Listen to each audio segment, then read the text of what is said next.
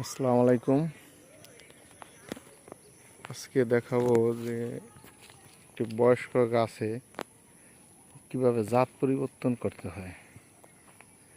জাত পরিবর্তন বলতে যে 5-7 বছরের পুরনো গাছ, তো জাতটা ভালো হয় নাই বা বাজার থেকে যে জাত বলছে বা নার্সারি থেকে কেনার সময় যে জাত বলছে সেই জাত হয় নাই, কিনে প্রতারিত হয়েছে। তো পরবর্তীতে কিভাবে দ্রুত সময় রিকভার করা যায় সেটাই পদ্ধতির নাম হলো, এটা টপ ওয়ার্কিং পদ্ধতি। মোটামুটি 3 ফুট থেকে 4 ফুট অবস্থান থেকে গাছ একটু অ্যাঙ্গেলে আড়াআড়ি অবস্থানে কেটে ফেলতে হবে। তারপরে কাটার পরে এখানে বর্ধ্য পেস্ট বা কার্বন ডাইজিম গ্রুপের ছত্রাকনাশক দিয়ে দিতে হবে। তারপরে নির্দিষ্ট সময় পরে যখন এগুলার শাখা প্রশাখা হবে, তখন কাঙ্ক্ষিত জাতের ছায়ন সংগ্রহ করে এইভাবে লাগাই দিতে হবে।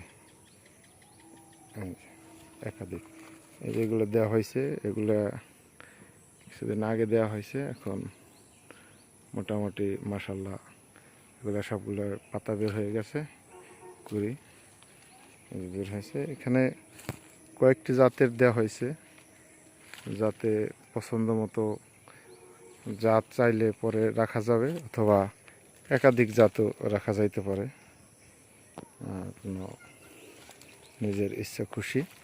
তবে বেশি অতিরিক্ত জাত না রাখাই ভালো। সব কিছুর একটা আছে, বাড়িতে যদি বাসায় বাড়িতে দেখার সৌন্দর্যের জন্য একাধিক জাত রাখা যাইতে পারে, তবে ব্যবসায়িক উদ্দেশ্যে বাণিজ্যিক বাগানে অতিরিক্ত বেশি রাখা যাবে না। 2 বা 3 এর বেশি রাখা ঠিক না। যাই হোক, এবার দেখাবো যে গত বছর বা আরও 2-1 বছর আগে দেয়া হয়েছে এরকম একটি আম গাছ, সেটা বর্তমানে কী অবস্থায় আছে এবং ব্যাপক ফল আসছে, এরকম একটি গাছ দেখাবো আপনাদের। এটা হলো টপ ওয়ার্কিং কাজ কমপ্লিট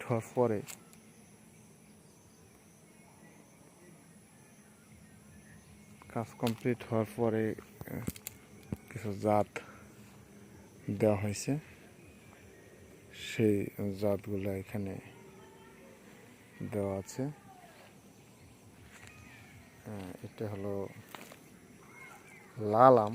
এটা হলো লাল আম, যেটা সূর্যের ডিম বলে, সূর্যের ডিম। আর এখানে কিউজাই ছিল, কয়েকটা ছিল, নিয়ে গেছে।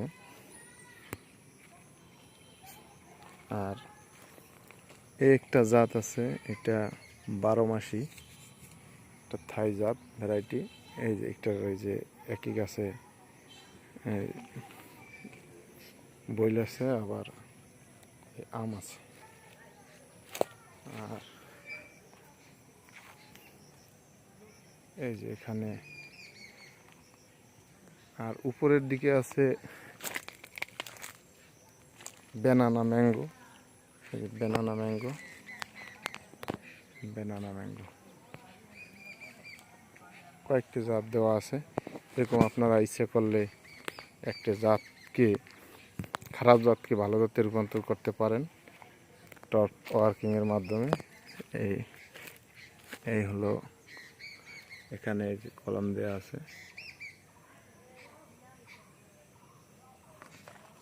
এখানে কলম দেওয়া আছে, এখানে কলম দেওয়া আছে। এই প্রত্যেকটা কয়েকটা ডালে দেওয়া হয়েছিল, যে ডালে যে জাত দেওয়া হয়েছে সেই ডালে সেই জাত আছে। তো আজকে এ পর্যন্ত। এই সম্পর্কে আরও অন্যান্য অনেক গাছ আছে, সেগুলো আপনাদের দেখাবো। ভবিষ্যতে সাথে থাকবেন ইনশাল্লাহ।